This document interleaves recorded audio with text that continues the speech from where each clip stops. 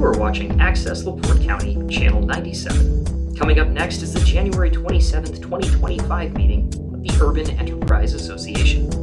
You can find more information for this meeting at www.accesslaportecounty.org. I'll call the Michigan City Urban Enterprise Board of Directors regular meeting to order on Monday, January 27th, 2025 at 6 p.m. I'll start off with roll call. Nick Pollock. Present. Dakota Euler. Present. Sylvia Collins. Present. Tony O'Connell. Present. My last name is Martin. Bruce. Present. Miss Willis. Present. Chair's present as well. We have a quorum. I'll go down. I'll ask, is there any amendments to the agenda? We need to add November 18th minutes. I have a motion. Do I have a second to that? A second. Motion and a second. Any more discussion? I'll call for the vote. All in favor? Aye. Any opposed? Nay. Motion passes. We'll go down to the approval of the December 2nd meeting minutes.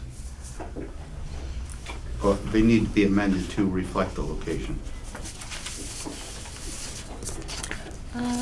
Just say add city after Michigan in the very first line and to change to the proper location at City Hall.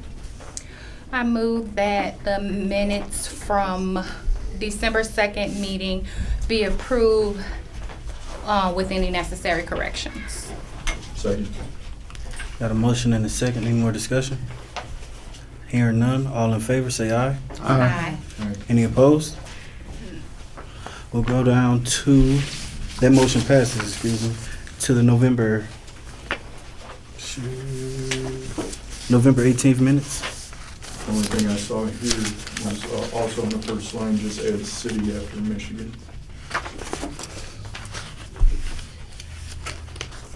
I move that the November 18 minutes be approved with any necessary corrections. Second. Got a motion and a second. Any discussion? Hearing none. Call for the vote. All in favor? Aye. I vote aye as well. Any nays? Hearing none, motion passes. We'll go down to the director's report with the update from the Executive Assistant Search Committee. I turn the floor over to Nick. All right, so we've had 3 resumes that have been submitted. Jocelyn Schooley actually retracted her resume. Mary Loggins, we've reached out to try to set up an interview and have not received any communication from her. That leaves us with Miss Kamisha Williams, who we met with a couple weeks ago. It was myself, Bruce, and Tristan. Antonio was unavailable. But we did meet and have an interview with Miss Williams, and that's where we're at. Any questions from anybody on the board? Just where was it publicized? The Beacon, it was publicized through the Chamber of Commerce. The city. The city posted it as well in the News Dispatch. And to add to it, Dakota, I had a conversation with a mutual acquaintance who showed a level of interest, but apparently he did not contact Tristan. We'll go down to the December finance. I'm sorry, is anything else from anybody else? What was your recommendation? When is the date that you were allowed to submit resumes until? Was it till February 1st. So Okay. we still have Another Another. week? Yeah. yeah, So another I think week. we'll just wait until that deadline and then we'll make a decision. Okay. We'll go down to the December finance report. Has everybody had a chance to take a look at that?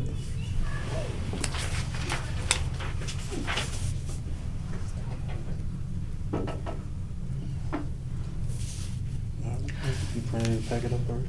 Yeah. Oh, I'm sorry. I just want yours because it's in color. I just have a few kind of thought moments that we should moving forward, because of course our grant cycle is closed now, so we need to we see how much we have, and we need to start kind of thinking about how many grants that we want to distribute this year, how many business grants, how many residential grants, and we also have a new grant that we're going to talk about. But as far as financially, this is where we stand. So as a collective, we have to determine our cap.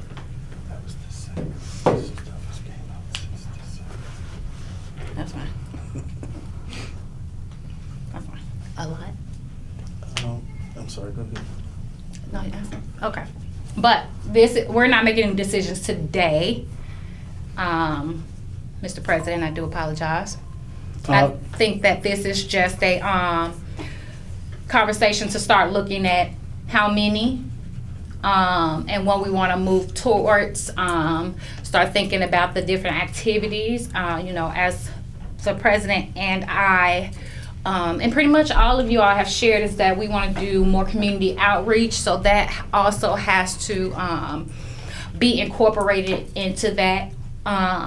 I know that the cycle doesn't start until March, but if we do have a administrative assistant come in, we want to be able to give them a budget that can guide their efforts, so that they won't go into it blindly.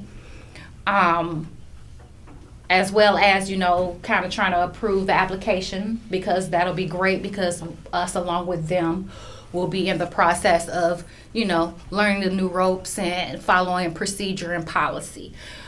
So as I was just informed, you know, this number may be a little lower, or it may get higher contingent upon what we have coming in. But as of now, I know that we've received maybe 95%, maybe 95% of our pay. So the stock went well. But thanks to Dan, he has been a lifesaver as far as finances. So I just want you guys to start thinking about those things as we go through with this agenda. Sylvia, I have a question. Of And course. just a listening test on my part. Are you saying that the 284 is close to the total funds that we'll have for 2025? Approximate. So this is an approximate number of I know what it's approximate. what we have in reserve. So how we look at it is from the checking. And then, because we have the checking, and then we have the money market account, Right. which is an account that is utilized to grow. And it's been doing a little, you know, growth. I think I didn't ask my question carefully. Is it, we are about 90% paid on our invoices, so at this point, I'm gonna use rough numbers. I'm gonna say we got somewhere between 290,000 to 300,000, and that's all we have to spend this year. That's what I'm trying to get straight in my head. It's probably a little less than that. So I would look at it as as far as budgeting, 200,000, because we still have rent for our office. We still Yes. have salary coming. Not salary, stipends, contract coming out for our administrator, and our everyday. Professional services. Yeah, fees. professional. So we got about services. 200,000 to give away. That's what I'm trying to get in my head. Thanks. Yes. But I wouldn't say to give away, because we also want to do outreach. So that's going to cost Okay. us as well. Yes, right. So we need to incorporate that, as well as office supplies and things of that nature. That's why I wanted y'all to start Yeah, thinking that's about helpful. it. Thanks. It's a lot. That's why I want everybody kind of start bringing that to the table, because we need to have that kind of locked down and finalized by March, when the grant opening up. You have something, Dakota? No, we're good. This Scratching, sorry. this may be a question for Dan, but is there any way we can look back over maybe like the last 5 years and see how much we've distributed in business grants and residential grants? 3 years. 3 years? That's Yeah, what we to got. give us sort of parameters on Right. this as That's what we're I'm thinking it thinking. through.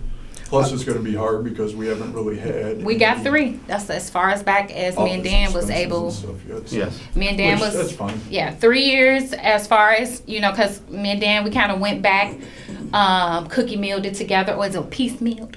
Yeah. Piecemealed it together and kind of looked at it. If you look in the financial report, it shows you what we found as far as applications that were tracked, stored, which is way less than what was actually done. But as far as the verification process, record wasn't kept as efficient as I would have liked it to. And y'all know that irritated me. So, yeah, it did. We were stressed, weren't we? Right. Yes, Just a ma'am. quick question. I apologize No problem.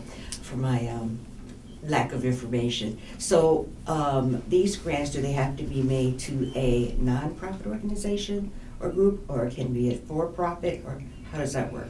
So these are, okay, so just a general description because this is kind of our first meeting of the year.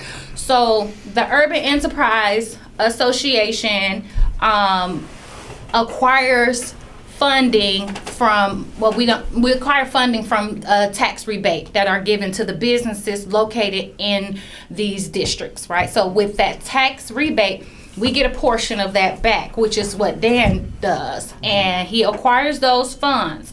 And that total fund is utilized to improve community development, restructuring, clean up, beautification, things of that nature.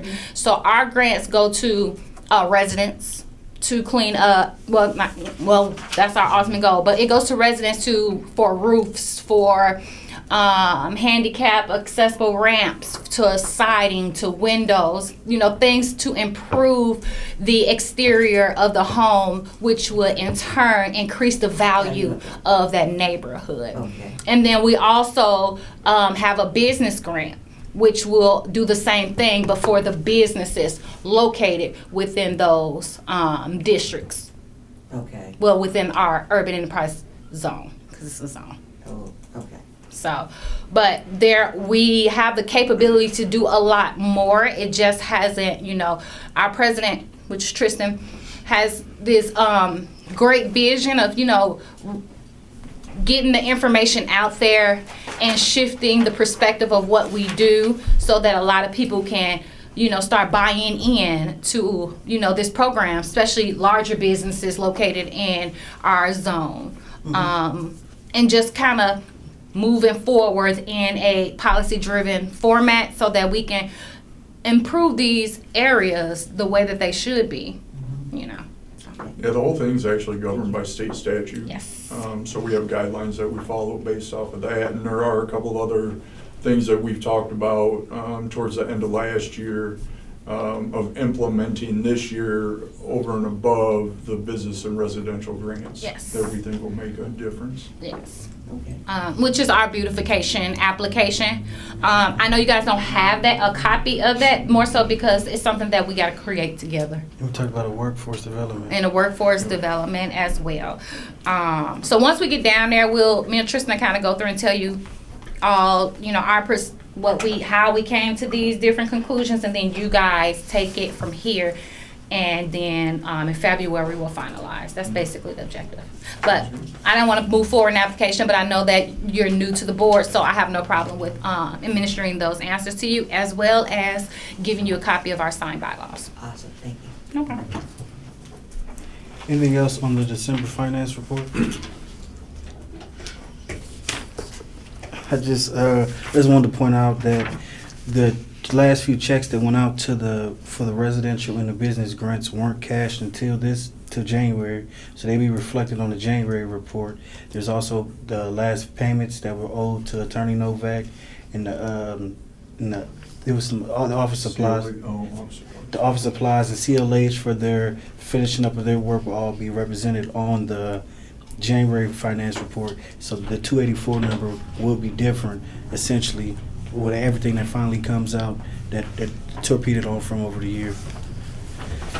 Anything else? Anybody from the board with any other questions for the December finance report?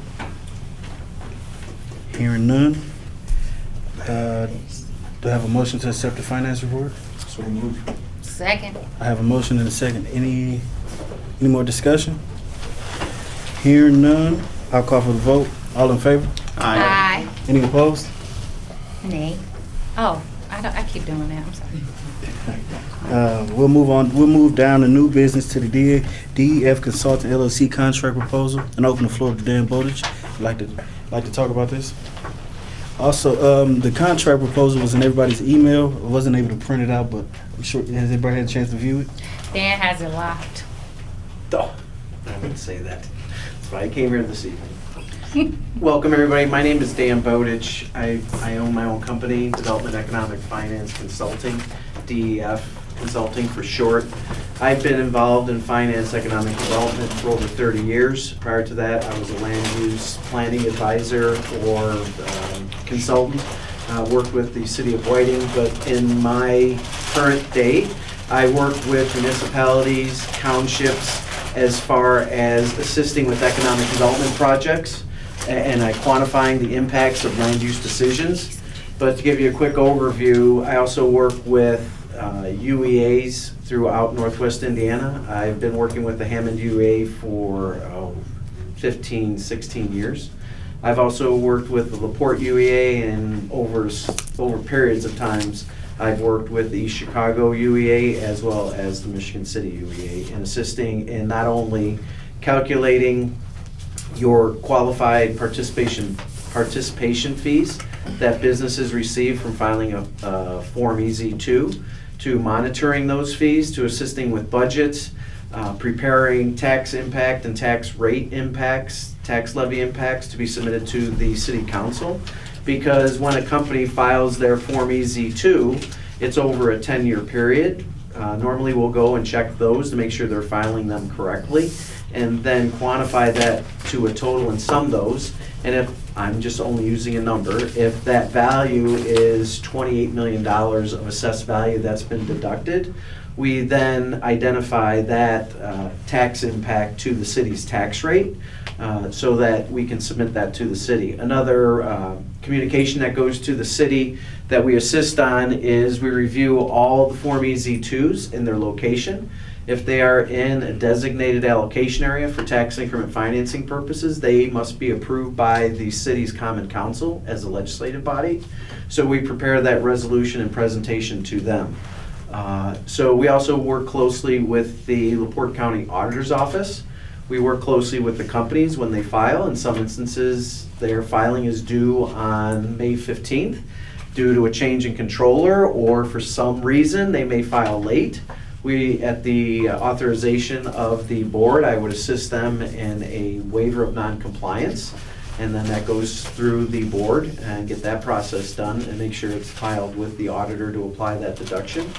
Also work with the board in each one of the instances, whether it's Hammond, LaPorte, Michigan City, or East Chicago, in identifying and preparing the Form EZBR, which is their actual participation fee, which is an invoice statement that is due by state legislation says it's due, or the state says it's due by June 1st annually.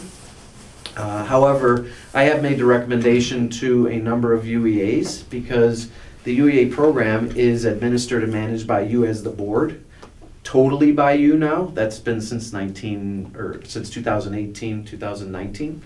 So you can change that date. And for example, the city of Hammond had a collection rate of maybe like 75, 80% by that June 1st. And then there was a lot of follow-up with companies. But by extending it to July 1st, so that their Form EZ2s that were due on May 15th and their Form EZBRs that were due on June 1st, there was a 6-week period where the accountants and the finance people forgot or just checked that task box and left it behind them. And then they focused on their EZBR, whereas they would get confused as to what was due when. So by just having that 6-week difference to July 1st, Hammond increased it to almost 98, 99% collection fee by July 1st. So LaPorte has taken on that, East Chicago has taken on that approach, and it seems to work out much better, reduces the amount of questions in the filings, Everything is done through, we also assist the board with preparing the statements, the packets, the cover letter, and identifying the deductions that the company took before. So when they fill out their Form EZ2, it takes them about 10 minutes, which is easier for you. They don't have to look up last year's, which in some instances it may be incorrect, because we worked with the auditor's office to make sure we have the correct information on the correct lines. So those are just some of the tasks we go through and provide for you. And when necessary, we attend meetings of the Hammond UEA board to give you a presentation, ask any questions. For example, we do work with the UEAs when necessary, predominantly more so in detail with the Hammond UEA to prepare their budget. Typically when this year's, I just looked it up, the DLGF issued their budget order on January 8th, so we can really go through and start to prepare the EZBR invoice statements for the UEA to go out to the businesses. And those can be sent out as an email with Hammond. Everything is done by email. Their forms are done by email, submitted to the auditor by email. It's done in an Excel spreadsheet, schedule and task worksheet. So it makes it easier for everybody. And then we collect those and sum all that information up. But what I wanted to get to is your tax rates for taxing unit 009 and 0022, which is 009 is Cool Spring Township, Michigan City. 022 is Michigan Township, Michigan City. Those rates are now available. We can start to prepare your packets, assuming our agreement is approved, and we can work with Sylvia to get those out. And then once now those are based on the January 1st, 2024 filings. When they're gonna start putting together in March and April their Form EZ2 for January 1st, 2025, once those are verified and approved as the deduction by the auditor, we then estimate what the participation fee would be next July 1st or whatever date you choose. And that helps you with your budgeting for next year. So for example, Hammond, they will use that information to determine how much money they're going to restrict for a specific grant, or 4 or 5 or 6 grants, and that allows them the budget for next year. And then typically with Hammond, in November, we send out preliminary statements so that the companies can budget, which is another reason why they have a high collection rate, because I'm company XYZ in November, early December, I get a statement that says my participation fee is $116,000. They now can budget for it next year. When they get the invoice for you, it might be $114. They just write the check and off it goes, as opposed to getting that check and finding out where they're gonna pay it from. So that's been helpful too, and we provide that service. Just as people will always ask, what is your fee? Typically with the Michigan City organization, our not to exceed last year was $10,750. I did increase it this year under the assumption that there would be a little bit more assistance to Sylvia and the board. However, I bill on an hourly rate, so in many instances, I don't even get to that unless necessary, and then I'll let you know when I'm at 90% and say we should be able to finish it, or I'm gonna need an amendment, but very rarely do I do an amendment. I would write it off in many instances before I do an amendment, because that's just the way I work in my company. I did put in for $400 in expenses. Typically, I don't charge you for the mileage for here, but if it's a special meeting or I have to go to the county, I will charge mileage on that. And I think this year I didn't even charge any mileage. It was more, I think it was, let me look at my notes. I charged $32.92 for the mailings to go out to the businesses. That's it, and that's just reimbursement for that. So that's an overview. If you have any questions of me, I'd be more than happy to answer them if I can. Usually I can. If I can't, I will get back to you. I will get back to you because I don't know all the answers. So, Any questions from the board? I do. Dan, thanks for coming. I appreciate you explaining what you do. You talked about sending an email out. I think that is the age that we live in. A lot of things are done electronically nowadays. Right. Do you notice a difference in responses between smaller mom and pop owned businesses compared to larger corporations and the other UEAs that you deal with? Typically, the smaller businesses will sometimes need some hand-holding, and making sure that they understand how the Form EZ2s and the Form EZBRs are completed. And normally I take the approach of, if it's authorized by the UEA, I will work, so for example, in Hammond and LaPorte and East Chicago, they will say these businesses called, contact them and work with them and make sure that everything they're filing is accurate and correct, and explain it to them, because I believe in sitting down, mentoring with, and now it's more a virtual call, with their accountant or financial person or their CFO, and explain to them how it works. And then I give it to them next year and they fill it out themselves and they say, Dan, can you check it? And I say, yes, I check it. There's not many corrections or revisions. And then the third year they do it on their own, because now they understand how to do that. And then they keep good notes with it also. So I always have them put the comments in the Excel schedule so that the next person who comes in understands where that number's coming from, how it's calculated, where it's calculated, and when it's due. I'm all about educating. I would rather educate the CFOs and the finance people and the accountants on how to prepare it correctly, so in the future I don't have to check it. It just goes to the auditor and it's done. Because then I can spend more time answering more challenging questions for you, and not dealing with the smaller calculation of the participation fees. Help you with the budget, help you with designing grants for a business to take advantage of, or a residential, a resident of the enterprise zone. So, and to Sylvia, I appreciate all that she did. I did sit down with her for probably an hour and a half, Man. 2 hours, Yeah. and just went through everything. And she asked a lot of questions. And I probably had 95% of the answers, but some I didn't. I got back to her. But it was explaining how the program works, and also working with your board president and answering questions of him too. So, yeah, it's difficult to understand, but once you get the basics, it makes sense. And you understand the calculations. You do. Any more questions from the board?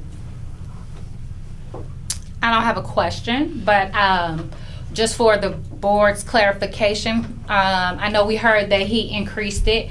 So I want to explain the purpose of the increase. You know, as we know, the record wasn't kept, even though he had the capability to do it. The previous group decided that they were going to keep the tracking, which did decrease the budget by, you know, a portion. However, we were only able to put together the past 3 years, and that was because we literally had to take piece by piece from bank statements and all of that to get it done, when he could have that would have never been a part of the executive assistant's job at all. So it takes something off that person's plate and gives them more of an opportunity to get to the community, or respond to businesses and give them his information to, you know, so that he can answer those questions, instead of, you know, us being caught in the, you know, in that draft of not being able to receive the funds, or him not even knowing that we got the check, or that they got the check, or the check was mailed, or the check was cashed. He will structure the spreadsheet is very much amazing. It was all we would have needed walking as new members into this board, but it did not exist. So that is what that increase encompassed, him doing more of the things that he's qualified to do, that I am not, you are not. The financial advisor, the financial treasurer that we elect, we don't have that capability, right? So then we end up scrambling, which is why I'm happy we're getting an executive assistant, because I am not doing it anymore. I think too, just to add to that, I mean, looking around, it's a whole new board. It is. Mhm. This is all new to all of us. Mhm. So somebody with your experience and expertise is going to be invaluable, I think, so. And if there's any questions, please call me up, email me. I'll be more than happy to educate or answer your questions, because then you can become a better board at what you do. And he answers, and don't even charge. I'm just Sometimes I don't. In reality, sometimes I don't. because we had conversations, calls, and he was literally he's the reason why we know these numbers. He's the reason why I was able to do the financial report. He is the reason why our finances have been stabilized, reconciled, and we're able to move forward in an amazing fashion. I just want to add that I've seen Dan present many times to the planning commission, and he's able to clear the landscape on all the numbers that relate to those proposals. So, Yeah. Like I said, my degree is in finance and my master's degree. So to make it simple, like my father asked, what do you do? I apply financial quantification to land use decisions. So that's where I go before the plan commission, because they ask a lot of financial questions about what are the taxes, what's the tax impact, what's the cost per square foot, what did you use for comparables? And I give them all that information because I usually know what questions they're going to ask. I have some friends on another UEA, and I've already vetted you through them, too. And that is the caveat. That is the icing on the cake, the frosting, is that he works for consecutive UEZs in Northwest Indiana, which allows him to identify certain trends when it comes to, budgeting and, hey, how many for our size grants should we do?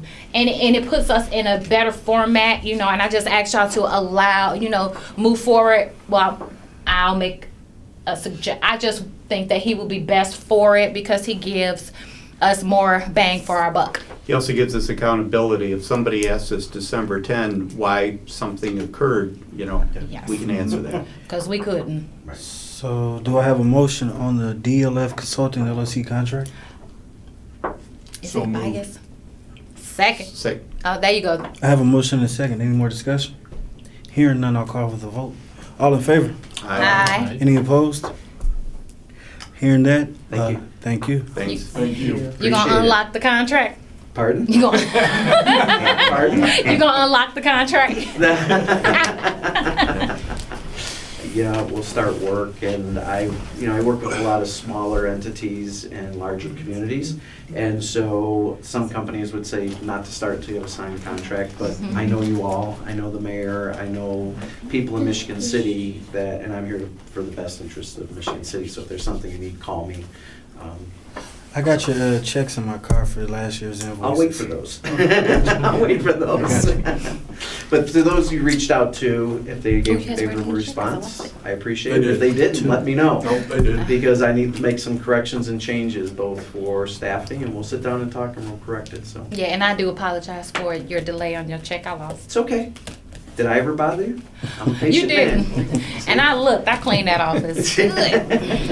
Thank you very much. I look forward to Thank working you. with everybody in Why the my daughter upcoming drew year. on it, Thank you. We'll move down to the 2025 residential grant. Okay. So, I'm pretty sure you guys kind of read through it, hopefully. One thing I do want is to look at this table 1.1.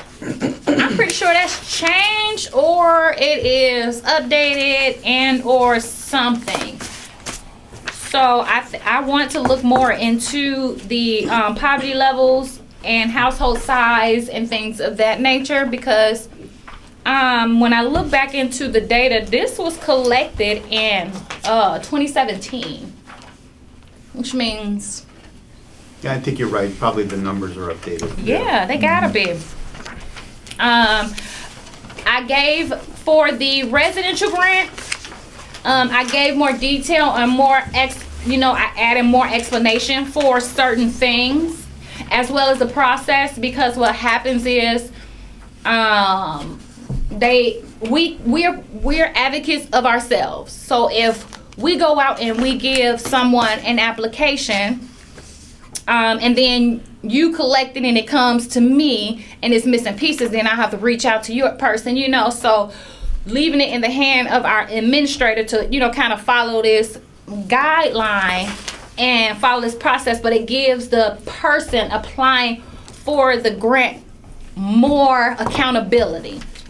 And it gives them an opportunity to explain to us the purpose for it, because what we've been doing is, kind of reading through their applications and then come in and then we'll make a recommendation, but we don't know anything, about what it is that they want to do. And so talking with, some of the board members as well as the president, we wanted to add the section where, we required them to come in and present their proposals, present their projects, and it also gives us a face-to-face conversation with the person in the community. Because once I see their face, I'll know when I walk past that house. I remember Miss Jenny, she came in for her porch. Look at her porch, looking nice. It gives us that connection to the community versus me reading an application and then, you getting a check. It makes it more interactive. It also gives them, for the residents, the opportunity to understand what permitting that they need. Whether they're in certain areas, how that they should apply, what they're qualified for, based upon this table. Historically, we kind of just been moving to the number. They're supposed to get a fee based upon, oh no, that's wrong. There you go. Yeah, based upon their income. So, if that is the thing, I want to make sure that we continuously follow procedures and not just doing things willy-nilly. I want to move into, as a board, us collectively move into the new year on a great path and helping improve those individuals. So this application better explains the process and what they must do. And it also gives the dates that the application should be submitted in order for them to be heard on this meeting. It has been it wasn't that long before me, and I'm going to speak for Tristan. We get applications like hours before we're coming here, and the perception is that they're going to go on the meeting or that they're going to get their application approved, and then we constantly get here and they're missing certain things, and then we have to table it. Whereas if they're here and they answer those questions, we can alleviate a lot of the miscommunication or why we didn't vote or why their grant wasn't heard that day. It makes them come in and be responsible and take accountability for what they want.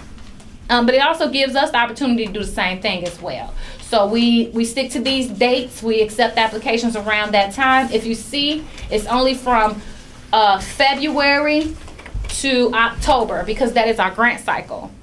So anything that's collected after our October meeting is automatically held to the next grant cycle. Unless the application changes again. Not to ahead. interject, but it's also, I think, another thing we should take into consideration, looking at the way other UEs around the area do things. They have a grant committee that essentially they don't just, I know previously in the past, we handed a lot of work over to the executive assistant to follow through, make sure all the documentation was in correctly. I think we could establish a grant committee of 3 members to work with whoever the next administrative assistant is, to work to make this fail-safe, to make sure everything is collected and appropriated for the meetings. That way we don't just put all the burden on one person, like the issue we ran into last cycle.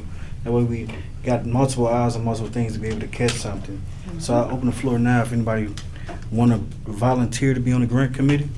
I'll volunteer.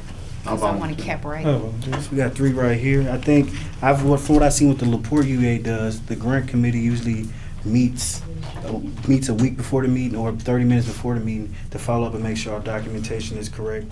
So I'll make that suggestion and caveat, and I'll leave it to you guys with the grant committee. I think it was Bruce and Mr. Conley and Ms. Martin. Thank you. You happy? But yeah, that's all I had to add. I have some comments. I'm sorry, someone else. I just want to ask a quick Please. question. With the application process, is there a checklist that comes with it so that, did I It should miss be. that? Yeah, it's on the last Toward page. the end. Oh, okay. Yeah. And that's In fact, another just the thing is, last page. yeah, because it tells you, and then You can just look on my, you see that? Oh, okay, I don't think I got it. Tristan ain't printed. She printed it off. The last page of the application, yes. Mm-hmm, the very last page. But no, I agree, Okay, got it. Mr. President, because we get here and then we're missing IDs.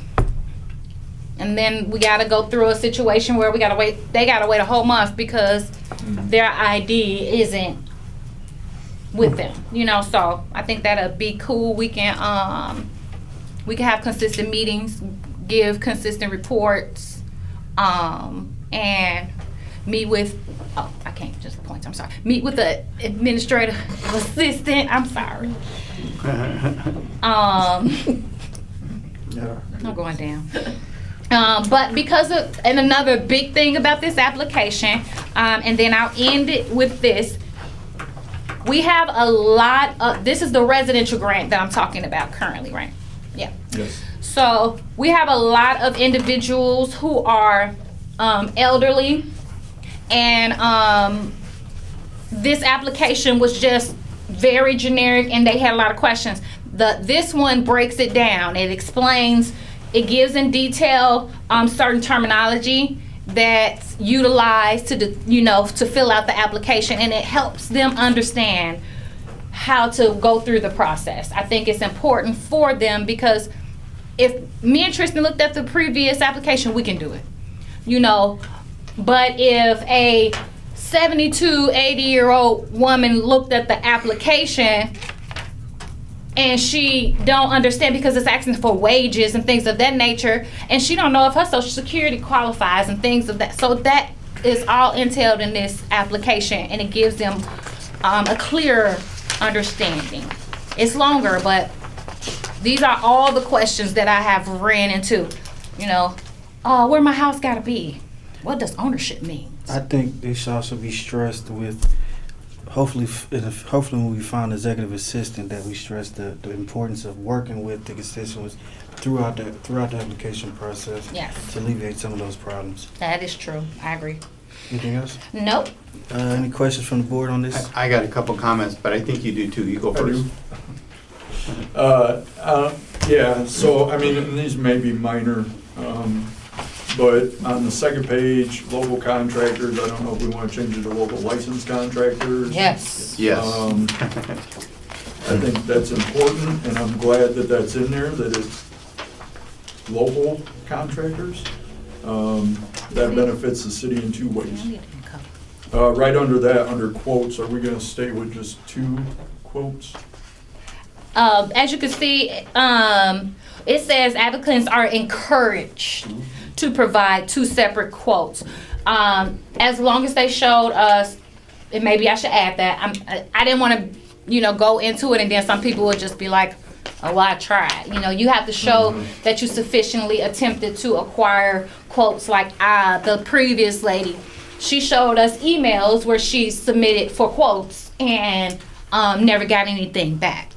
And I know that happens from time to time, depending on workload. Yes. Contractors will pick and choose what they do. What they want to do, yes. Um, And then move forward with better relationships. They'll be more likely to want to work with us. Right, when they're getting paid timely and whatnot. Yes. Third page, under submit proof of payment, just a correction. There's quite a bit of the and ofs that could be eliminated from the sentence. I know that was stupid, but page 4. So we were just talking about the deadlines, and this is great that we have the deadline date as well as the meeting dates. I think it's great that we're going to ask the homeowners to come present, because there was a question that we threw out there previously in one of our meetings of maybe, once we move forward and have an executive assistant, asking that resident how they found out about the urban enterprise zone and the benefits of that. So maybe if it's not on the application, that would give us an opportunity to ask them at that time, because I think that's something we need to track. But on page 4 at the top, it says the UEA meetings are on the 3rd Monday at 6. Petition deadlines are due on the 3rd Monday by 4. So I think it would be the Monday before the meeting, correct? No. So if you Same look, day? so that's for the following month. Oh, okay, gotcha. So like now, February is when they need to turn them in for them to be heard March. on March. Correct. And then on March, they have to turn them in by March meeting in order for them to be to be heard on April's meeting. So maybe you could just say petition deadlines are due on the third Monday for the following, Okay. I think that'll, yeah. just so that there's clarification on that. I don't want them to think, well, if I get it in by 4 o'clock, they're That it- gonna have an answer at 6. Yeah, I got you. I got you. Third Monday for. As far as the residential grant goes, that's all the questions that I had on that. I had one question for the board. On the submit proof of payment, this is a reimbursement grant, but I know last grant cycle and the previous grant cycle, the board has paid contractors directly. And I guess the conundrum I always have when looking through the residential grants or just looking from the past work is, essentially these are low-income residents that we are offering this grant to, but essentially we're making them pay if they're barely making $40,000 a year, we expect them to have $5,000 laying around to redo their roof or to get this work done, and then we repay them for it. That's where I always kind of got a little confused on like I never understood. it never really made sense to me in the sense of that. And then last grant cycle, how it went back and forth from making the payment beforehand till then forcing them to reimbursement. So I just wanted to get the consensus of the board on what exactly are we doing this grant cycle. That way it's consistent across the board, not so much of the back and forth. Yeah, I think that for me, for the residential grant, I I can understand the reimbursement for the business yeah. grant, but residential just never made sense to me.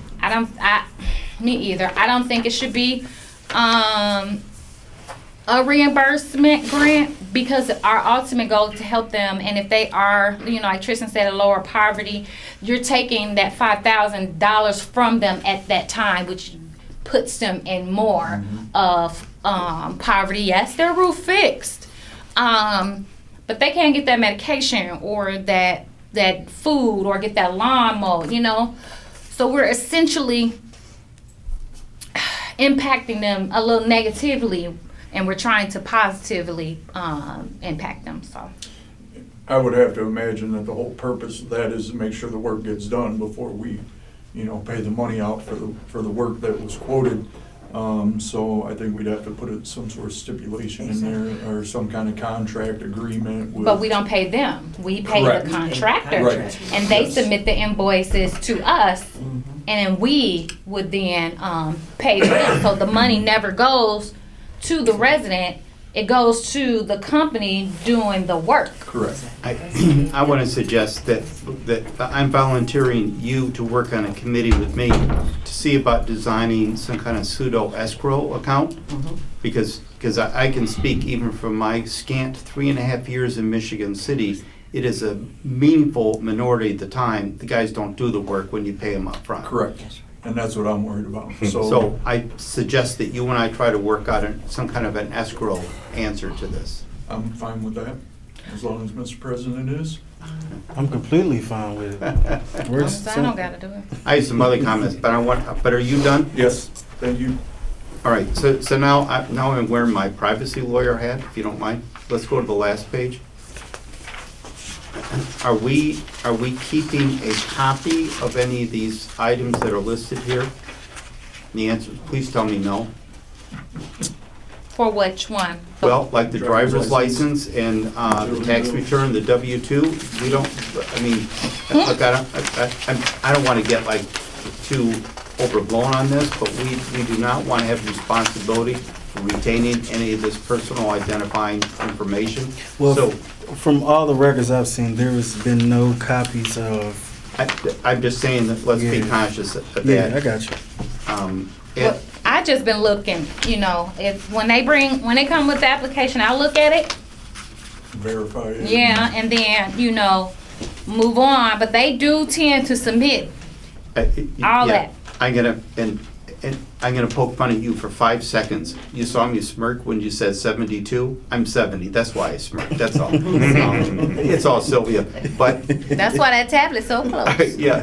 But the point is, I'm gonna forget the point I was gonna make, is that I don't think there's an easy answer. I think it's important for us to acknowledge that when you're glancing at the tax return, you're getting to see their social security number, and so perhaps you do this already. I'm suggesting that you at least ask them to make a copy of the tax return and block out the social security number so you can say you never saw it.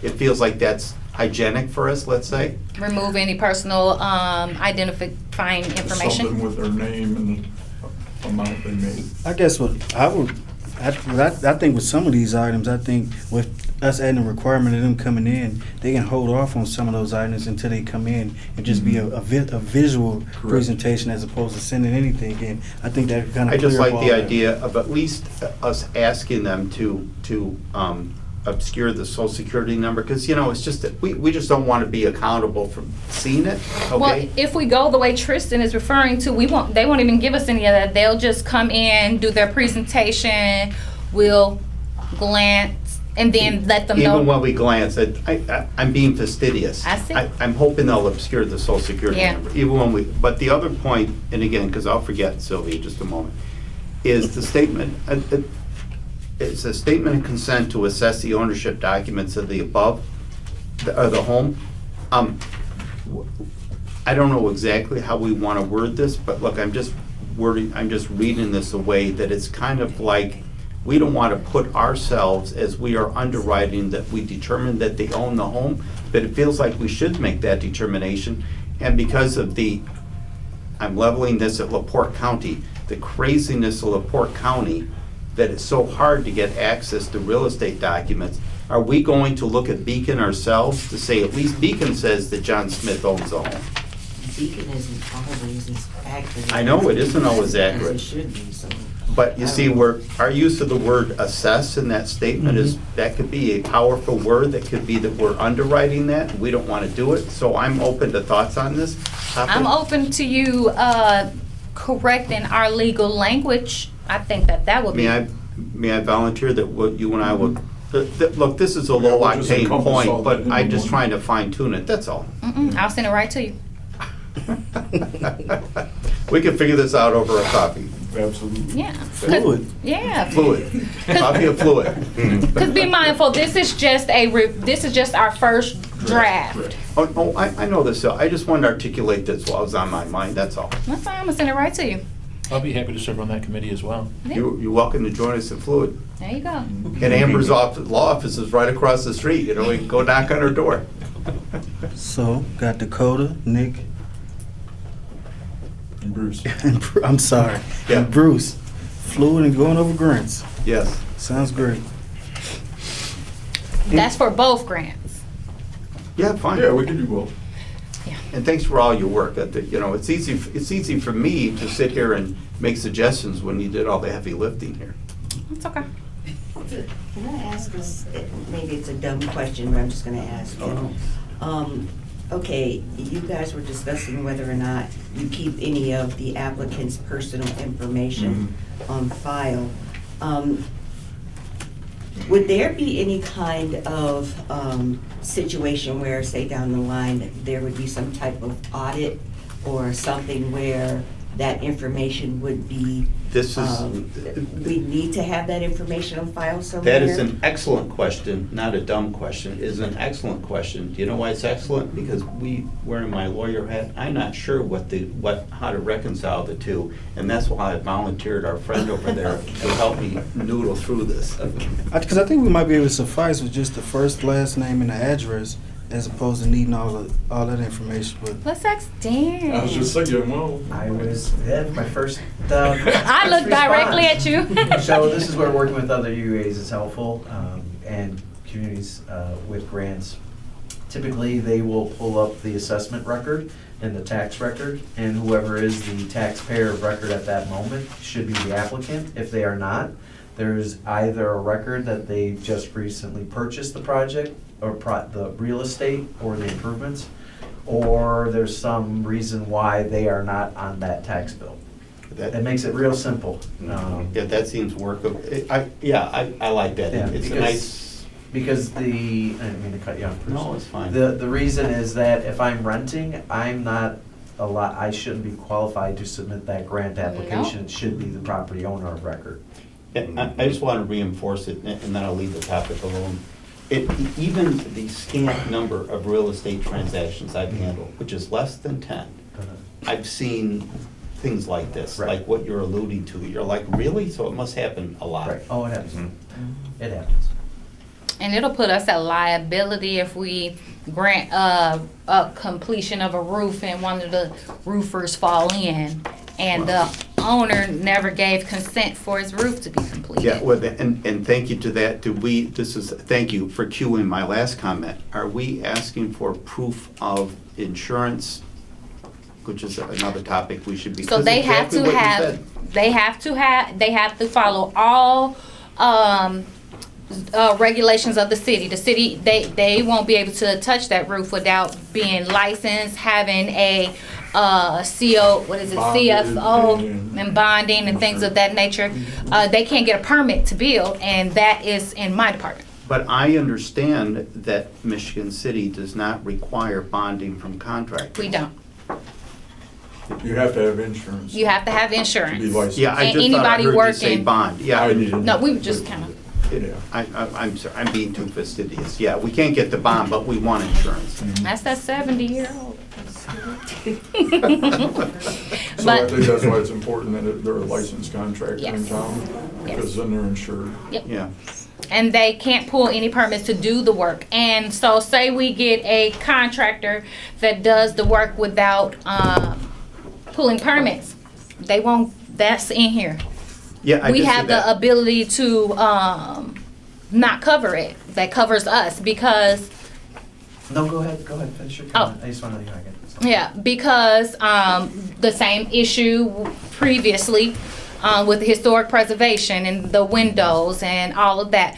This application will safeguard us moving forward, especially after that.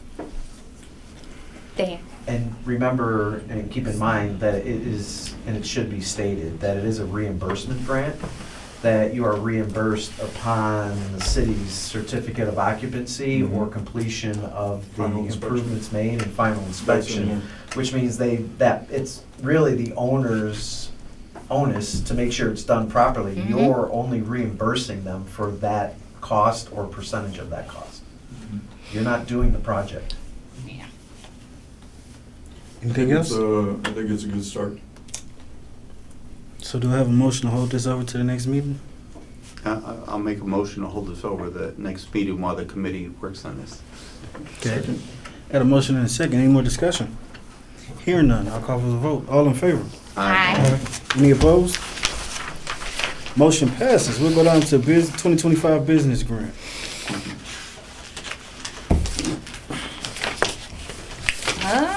Where is it? Okay, so the first one you got was I like to I like to reuse templates, so sorry about that. I'm sorry, resent it. Well, if you has everybody had the chance to read the second version? Is that a printed copy?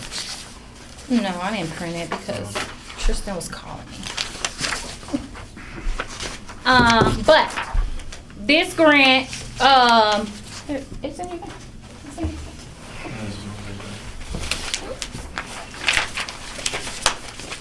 Yeah, I'm pretty sure he added it. Yep, right. No, it's not. It's my mistake. Okay, has everybody had opportunity to look at the business grant? Yeah. It was in the email sent, and I mistakenly left it out from copying when I printed out the board package tonight. That's all right. Once again, it's just our first draft. Yes, it correct? is. So what I'll do is I'll just go through and explain the changes and addition. The business grant doesn't have, it's not as detailed as a residential grant because as a business, I just feel like you definitely need to come in here and present because it gives that's what we're here for, right? The businesses help drive us. So by them coming in, presenting their project, it gives the businesses around them the idea to invest back into this, invest back into this association. So for them, they have to come in as well and present. So this was the issue. That's what my first question is. What was that grant with the event that they had? Oh, yeah. Small Business Expo. So the Small Business Expo, we granted them, but then we had a hard time getting I-9s and things of that nature. So that's a part of this application that, you know, if you're going to submit, you need to submit to verify that you're a legitimate business, and they need to submit their I-9s as a part of our checklist. So that's added to the checklist as well. We also need to, you know, follow the parameters of their work. So sometimes they come in and then they give us these lists of things that they want to do, and then we give them up to a certain point, right? So say we give them 7,500, and then they aren't able to get the rest of the work done. But now they have one half that has windows. They need to give us a holistic view of what they're going to do, because half of the building completed is worse than the building was in the first place, which means we're ultimately not improving, right? Because that's what I just saw, that I literally just saw this take place. I just drove past it. So with that being said, they need to have a sufficient plan. If this is the total and we give you this, how do you plan to cover the remaining portions to complete all of the work?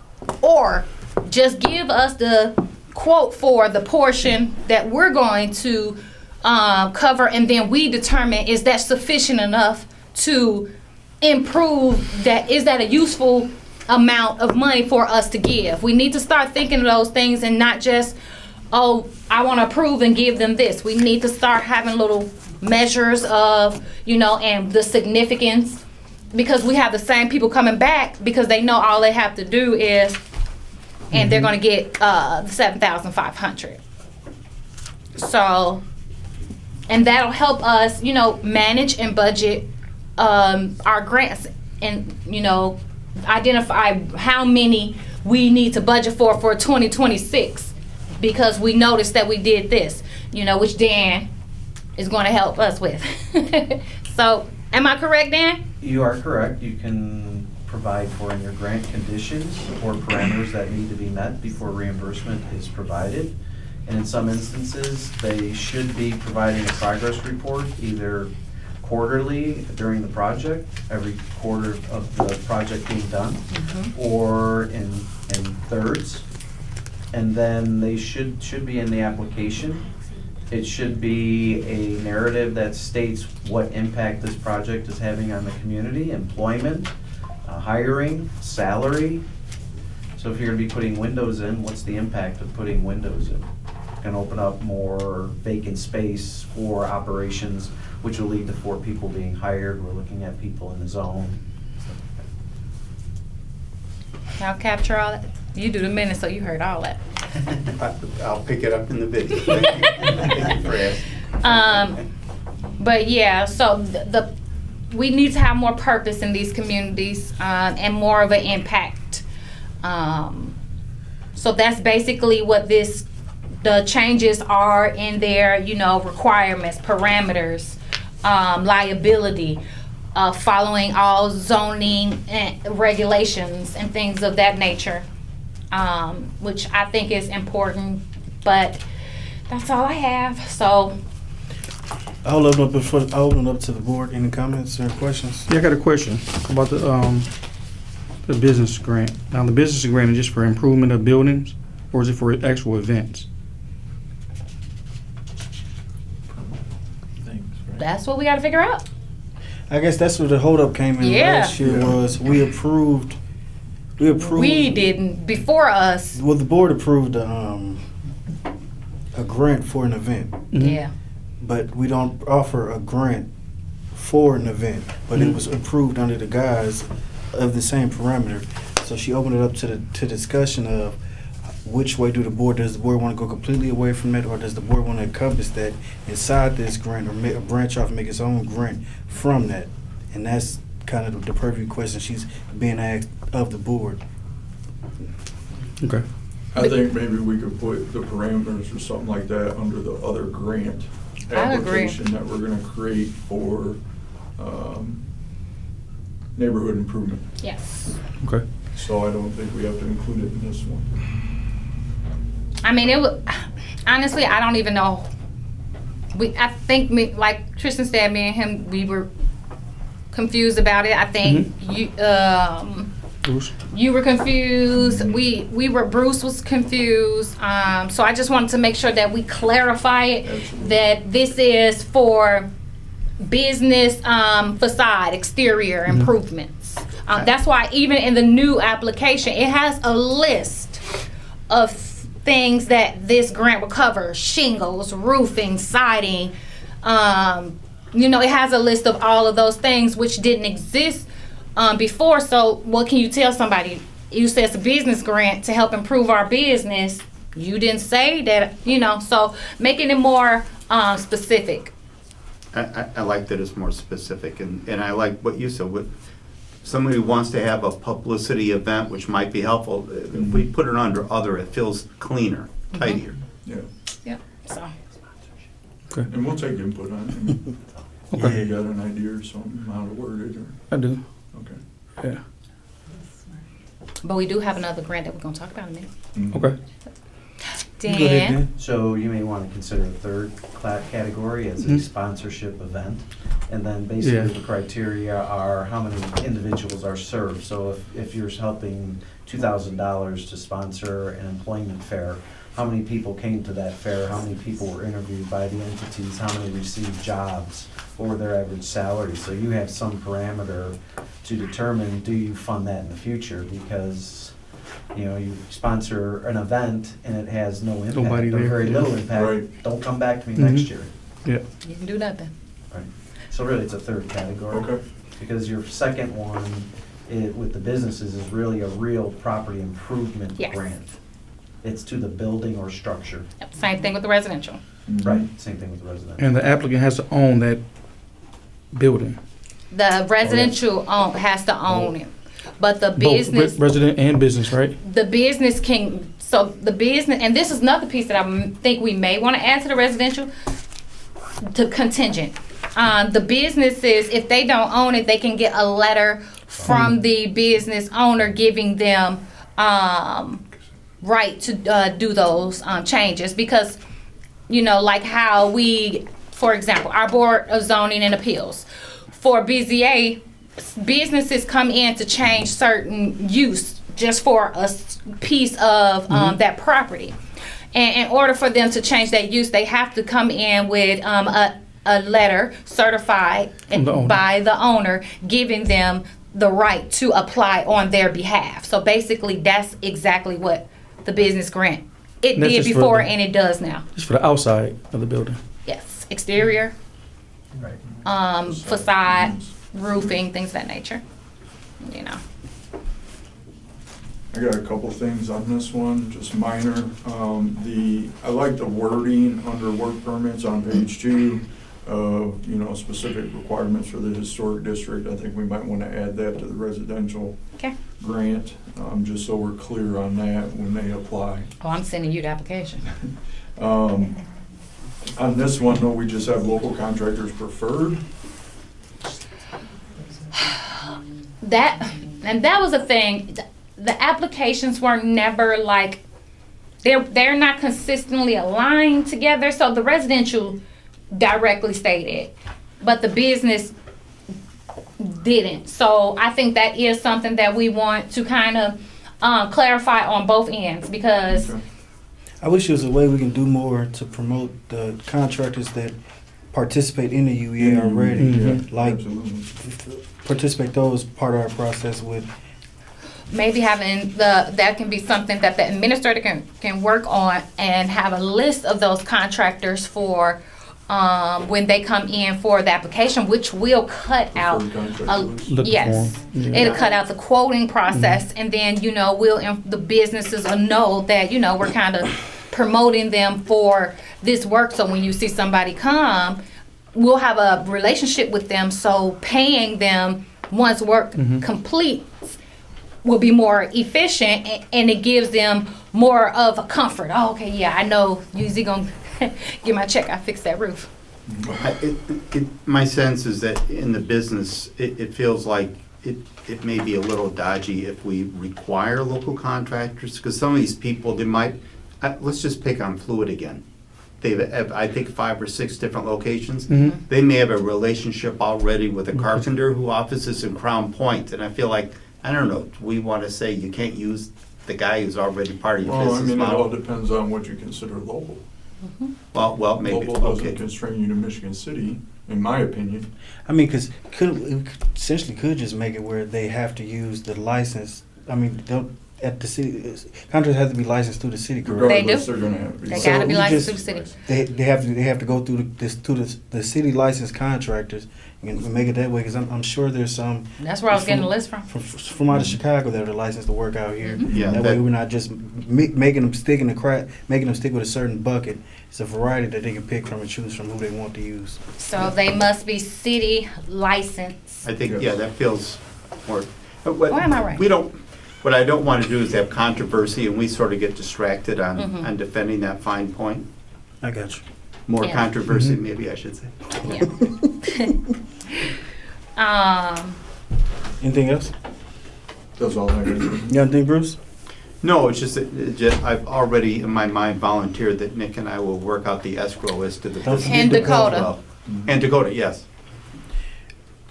Anything for you, Dan? So here's another thought, is some UEAs and granting entities will cap a limit on the grant amount that may be requested, say $10,000.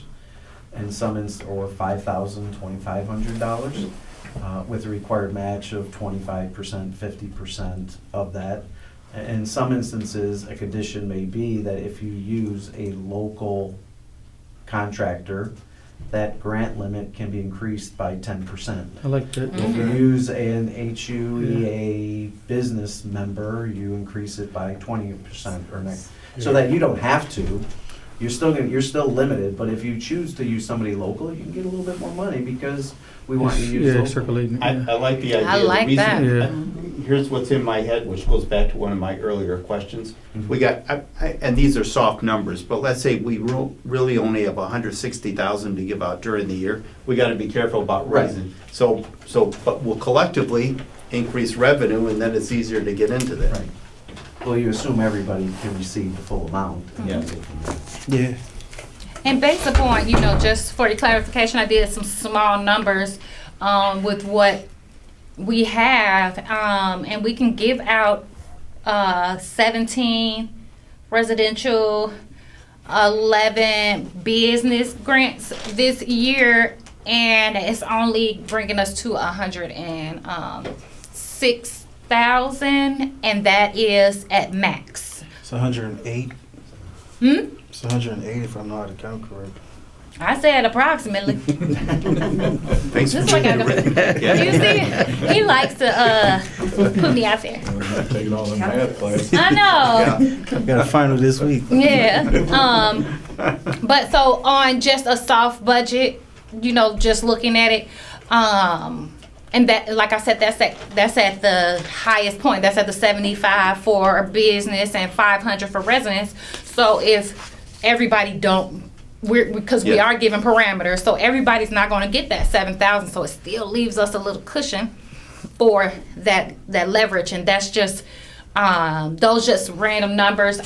Until we approved it, I wasn't going to move forward with them, but that's just what I calculated so far. But that's assuming that we don't do any of the other grant applications that Yes. we're talking about as well, correct? Yes. I was just contingent. Well, we'll wait till we get to them because we have some other opportunities for the other grant. Partner with the city. Funding, Mhm. okay. Yes, sir. So you can also treat it as an individual is limited to X amount, but the grant program itself is limited to, say, $50,000. So whenever you reach that limit, you can also put in a clause that states, unless the limit is a hard limit, unless surplus dollars are identified by the board, either from efficiencies of other grants or available due to participation fees or donations. Because what if you were to get a donation of $100,000 that's restricted to a grant from a particular business? Now you have more money. So you can determine that that's restricted just to that grant. Sound So like when you the know money's what's out, the donations. money's out. And if you got the 1.15 multiplier, because you used a UEA business member, and when the money's gone, it's gone. Yeah, You might give 6 in a year, you might get 12. yeah. It is what it is. But that Unless is you the budget reason. more money. Yeah, that's why I said that we need to start kind of looking at the number, and, you know, coming together and identify how many we want to do, and that it gives us a good promotional piece. Hey, UZ has $100,000 in residential facade repair funds while they last, And they're limited to X. and they're yeah. In the past I think I know the answer, but in the past have we always given out all the money that we had, or this, almost the same question, had there been history where, like, in October, when people finally start thinking about the window, suddenly 7 people want grants, we only have enough money for 3 of them? Does that occur? Yes. Historically, it just went to the same businesses and the same residents At the over and same over time. and over again. Over and over. So, yeah, so that's At just max getting the amount. word out better. So if you They can ask plug in. any of the people that applied before, the grant is $7,500. Right. That's they don't. There's no up and down. I mean, I think, Dan, I think your ideas are really innovative. I'm just nervous about it because it feels like we only got this much money. But if we had a larger budget, I think those are great ideas. But I think Dan can help. That's what he that's what he does. So Yeah, him to get looking us at more our money, budget. thumbs up. I've worked with structuring the grant programs for a number of organizations, so, I mean, I'd be more than happy to look at it and give you comments. Yeah, and he'll base it based upon what we have, not what we want. Right. Yeah. And another one is you take the application and you make it a form fillable, so it's an Adobe, and they just fill it out online and send it to you. We need I'll that. go to you in 1 second. Any more comments from the board? Nothing. Hearing none, do I have a motion to move this grant, hold this grant over to the next meeting? Motion to table the grant for the next meeting. Second. I have a motion and a second. Any, hearing no more discussion, all in favor? Aye. All opposed? Motion passes. I'm sorry, you can go ahead. Just real quick, I guess it's be tabled now, but my name is Danny Armstrong, Armstrong Construction and Restoration. I was union carpenter as well, now I'm working for myself. But on this subject, is it structured to where this grant is not given to the same contractor? Is it 1 year, this same year? I mean, not proceeding, the same contractor is not getting the same grant each year? I mean, he gets it this year and maybe next year he don't? Or how is it structured? The same contractor can get this grant over and over? What is the structure on that? We don't pick the contractor for the work to be understand. completed, so. Right, so if- that same contractor could get it over and over? Yeah, every applicant can hire you if they wanted to. It's at their discretion. Yep. Right, understood, just a question. Yeah, no problem. Glad you asked the question. But if you're referencing do the same businesses, is there a way we can restrict them from getting the same grant over and over so that it can be going to other people? Well, I think that it should be at least to where this contractor isn't continuing to get this grant. And it should be offered to you. So if you get it this year, then you can't get it next year. If you get it this year, then, a waiting list for 2 years. How do a independent contractor or someone, myself, Armstrong Construction, which have never got this grant, get in the circle? Well, this I grant isn't. understand, I've never applied. I'm just putting it out there for someone else. Well, this grant isn't for contractor. This grant is For the resident. It's for the Exactly. resident. Mhm. So That'd be my mom. I yeah. understand. So then only thing we can do is give them a list of contractors that may, have your name on it, and they choose. They choose to get 2 quotes from the contractors. Understood. They'll bring the quotes in, and then, they'll determine based upon the quotes that they get which one they want to go with, because it's more sufficient for their funding, or Right. it's a better piece of better wood that they I want. just- I just feel like the same contractor from Indianapolis or Chicago, just the same, shouldn't continue to get Indiana's money. And I think as we move forward with the 10% or 20% stipulation, that if I'm gonna get more money, I'm gonna go with local. you. But if I've listened to one of your comments, if your mother would like to get money to help fix up her home, please Understood. have a Yeah. conversation with Mhm. Sylvia. Yeah, for sure. As long as she's located in the urban enterprise zone. Mhm. Thank you for your time. No problem, thank you. Everyone have a good night. You too. You too. night. Go ahead, I was sir. just gonna answer your question. In some instances, and I'll use the Hammond Redevelopment Commission as an example, they have certain realtors, when they sell property, the Hammond Redevelopment Commission has, if you're in the redevelopment district or a certain area, they will subsidize the closing costs or other To a certain- costs. And you get the same realtors coming in because you have a potential buyer of that property, and then they say to the potential owner, hey, you can get money if you go before the redevelopment commission. So if you're a contractor and you identify a zone residence that needs a front porch, and they engage you and you say, hey, I can go, you can submit this grant to get the money. They're not hiring the contractor, they're just approving the reimbursement of the funds. Understand? Yeah. Yeah, my point was just. You become their best PR. Exactly. We do. We do. I would just like to see the money stay in Indiana. Right. However we can structure it to keep things in our circle. For example, I heard a quote where in some communities, the dollar stays in that community 16 times before it leaves out that area and goes to Chicago. This You may know? be helpful to your point. As a fairly recent move to Michigan City, it would be extremely hard to persuade a Chicago contractor to come out to work on my house. That I would do, be they're really, here all the really time. hard. They're They here all won't the do time. it. Chicago, Indianapolis, they're Yeah. here daily. Maybe for the large commercial jobs, but for residential jobs, no, you can't get them to come out. I know that. They're here I daily, don't sir. know about They- that. I don't- couldn't get them- I couldn't get Well, them to those come are the out. top. Well, They of come course, here. I work in the planning department. They The are Chicago, look at the license licensed. plates. Yeah. I'll Well, leave it at that. I don't know. well, we're gonna move down to the neighborhood Thanks, improvement everyone. grant. Thank you. All right, Nick, have a good one. Nice meeting you. See you. We move down to the neighborhood, 2025 She was neighborhood. spoken to public comment. Yeah. Net 2025 neighborhood improvement grants. Thank you. Neighborhood improvement grants. I think that this will be the umbrella in which those sponsorships and things can go under. I remember we were having a conversation in reference to mowing lawns for disadvantaged individuals in that area. We were talking about trimming branches and things that's going to that's going to fall on the roof, and then they'll still be coming to us, kind of trying to be more proactive, improving around their exterior with more of a beautification tone. Same things with the business, planters, grass, and things of that nature. But like I said, they had this grant in 2017, but it wasn't it was called a beautification grant, but it was really to start neighborhood, yep. So you whispered that. Tell them what you said.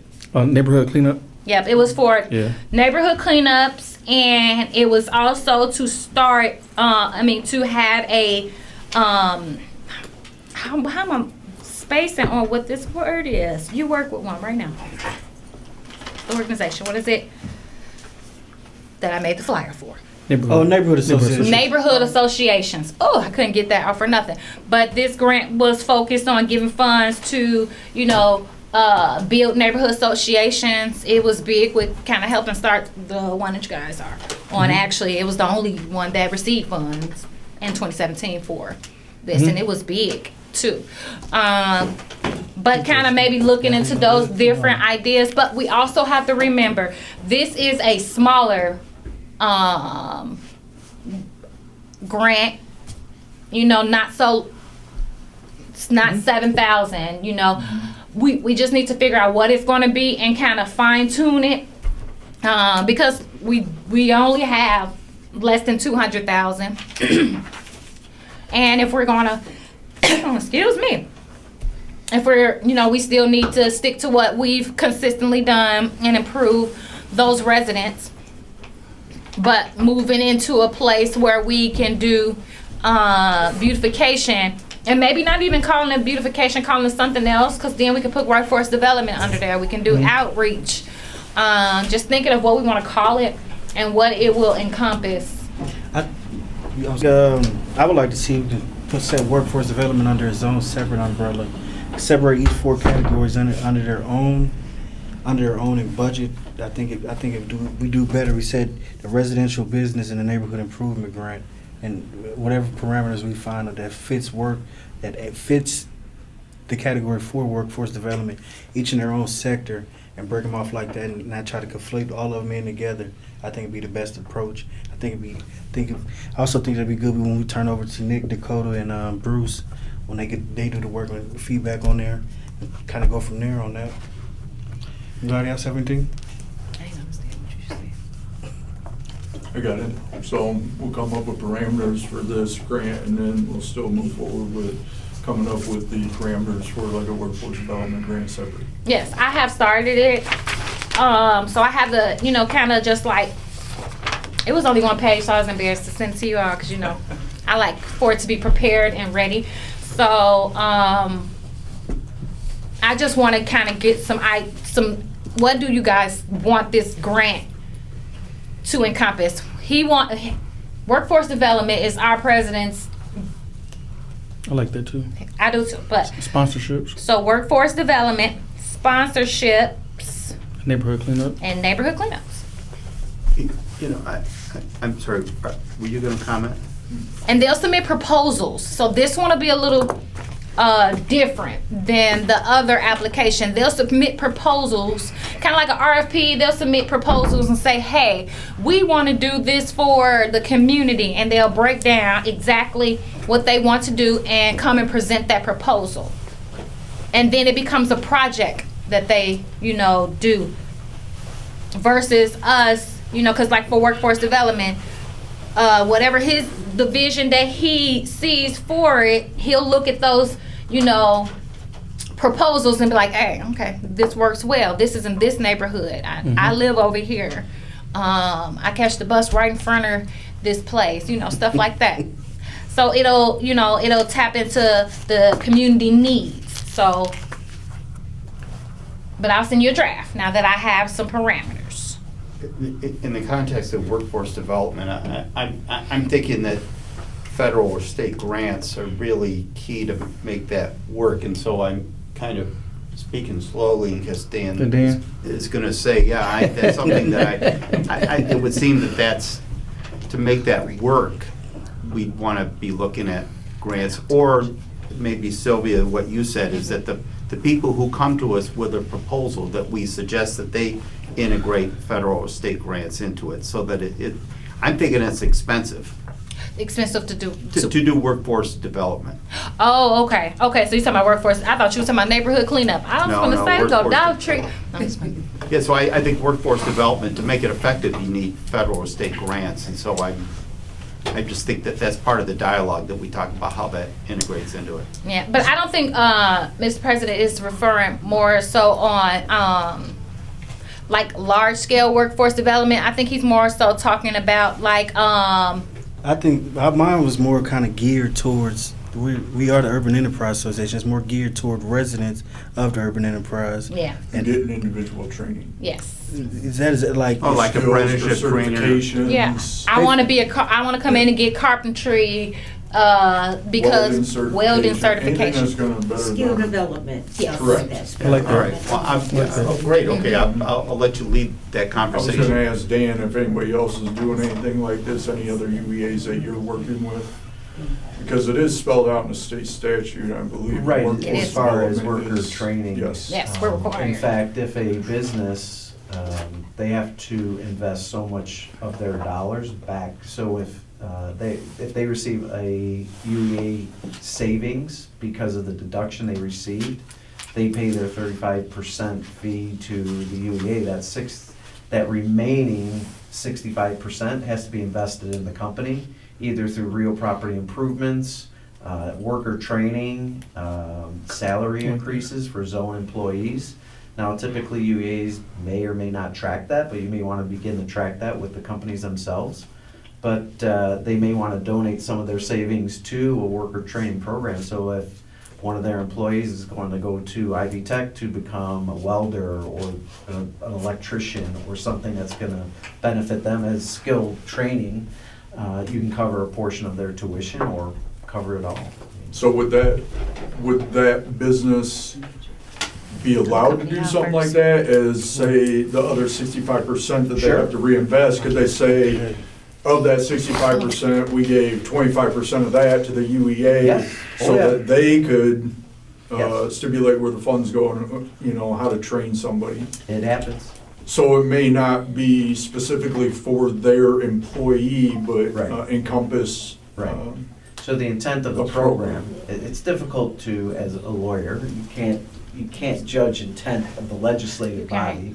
But it's my understanding that the intent was this UEA deduction is a savings to the company, me as company XYZ. I save $100,000. I pay 35 or whatever percentage it is to the local UEA, whatever is legislatively determined by the local UEA. Assume it's 35%. I write a check for $35,000. I have to now report how I used the remaining $65,000 for building improvements, increase in salary of zone employees, worker training for not only employees, but zone employees. And if that comes to only 50,000, I still have 15,000 to invest. I can then donate that to the UEA, restrict it, and I get a tax deduction on it because it's a 501c3 organization. All right. So it's to your advantage to now start Okay. Stalking, invest. not stalking, but verifying their Utilizing. reinvestment in the company, because it was, which is what I'm getting to the long, I give sometimes long answers, so stop me if. But the intent was for the savings to be put back into the business, not for the owners to receive a profit. A windfall, yeah. Bingo, there you go, to include that in their profit. The savings was meant to be reinvested into the community. Now, It if that's will by be. giving a donation to the UEA, and it has happened, some companies do that. Yep, I'm going to Gap tomorrow. Oh, Is yeah. that- Tell them they better get their paperwork in order.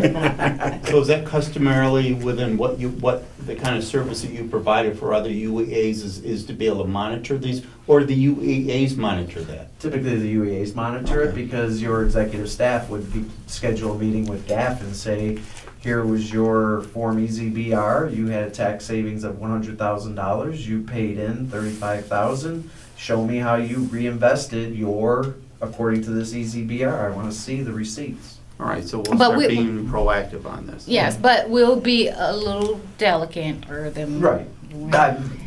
You have to be a little bit I delicate. wouldn't even want to get the credit no more. Hardcore. So, anything else from the board? I have a motion to move this, to table this into the next meeting as well, and turn it over to the grant committee. So moved. Second. Got a motion and a second. Any more discussion? Hearing none, I'll call for the vote. All in favor? Aye. Any opposed? Hearing none, motion passes. We'll go down to 2025 budget.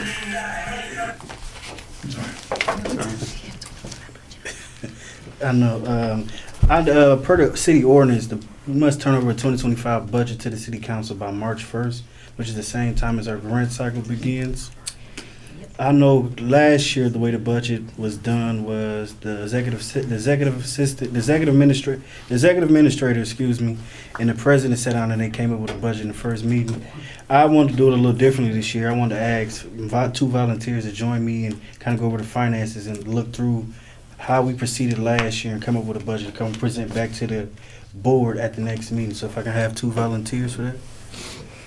I'll Mr. do Conley? it. I'll do it too. I mean, I think it's gonna have to be determined off some of the stuff that Bruce and I talk about as far as, Yeah, and I'm ad hoc anyway. I technically have to be where you are, not when you are. In other words, you had to be separate from those conversations because you work for the city. Is that what you're saying? No, as vice president, I okay, Ronnie.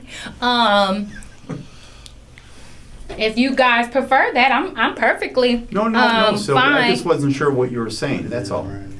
No, as vice president, we're technically ad hoc on every You board. said you, right? Yeah. Me and Tristan. So, It's fine. I thought you were making a different point. All good. So I'll email you guys to see what day works for everybody. We'll move down to old business, seeing that there is none. We'll move to public comment. You see we got some visitors here. Anybody for public comment like to say anything? I'll just introduce myself. I'm Kamisha Williams, who had the interview with Bruce and Nick and the president. This is amazing, and just being here to be able to listen to the things that you guys want to add to the program. It's exciting. I even got the baby here taking notes. It's like, I don't know if this is a SOP or if this is just like facts to help Like the you residents or the, like it's so much here. She just and standard operating procedure Yeah. coming Yeah. at me. Yeah, I want you guys to see that I'm serious about this. Yeah, this position I feel like is in alignment with me so much so I ran into Bruce today, like even just going to the West Side neighborhood meeting. I ran into Tristan and found out about this. Like I just feel like it's all just happening so easily. Like things, I don't know. I'm excited. And the first is Saturday, so I don't think anybody else is gonna apply.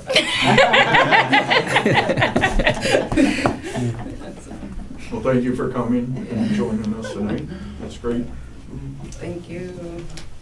I think it's great that you bring your son. I- That's awesome. Yeah. Yeah, just let him see how, local politics works. That's awesome. Oh, yeah, that's Like awesome. James Baldwin, he, and I got this quote from the Hope Center. It was on a wall at the Hope Center, basically about how your kids won't do what you say, but They'll imitate you. That's right. Oh, There we go. that's right, young man. Bald was my favorite guy. Yeah. Oh, look. See, things like that happen for me all the time, like when I'm doing what I'm supposed to be doing, so. Right. Yeah, and this is the whole, that's the whole point, right? It is. My kids, you can ask them, they always here. Yeah. Somewhere. I still follow my mom to work. He does. Thank you. Any more public comment? Well, I'm Jose, and I was invited by Tom. Even though I got here a few minutes late, I had to go help a nephew who was trying to DoorDash. He had a flat tire.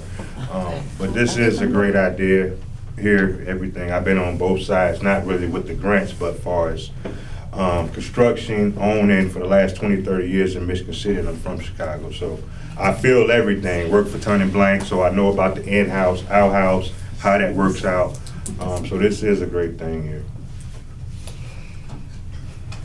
Thank you. Any more public comment? Hearing none, I'll close public comment. I'll open up director's comment. Anybody from the board have anything like to say? I'll just say real quickly, I'm glad that I was chosen to be a part of this. I'm really enjoying what I'm learning, and I'm looking forward to learning a lot more and being a part of it, so thank you. Thank you. Glad you're here. Any more? Any more director comments? I was also voted in at the last council meeting, so I look forward to working with everybody for the next 4 years. Thank you. City council? City council appointment. 2 votes. It made it. Any more director comments? Hearing none, you'll have a motion to adjourn. Adjourn. Second. I got a motion and a second. All in favor? Aye. Motion is adjourned. Thank you, everybody.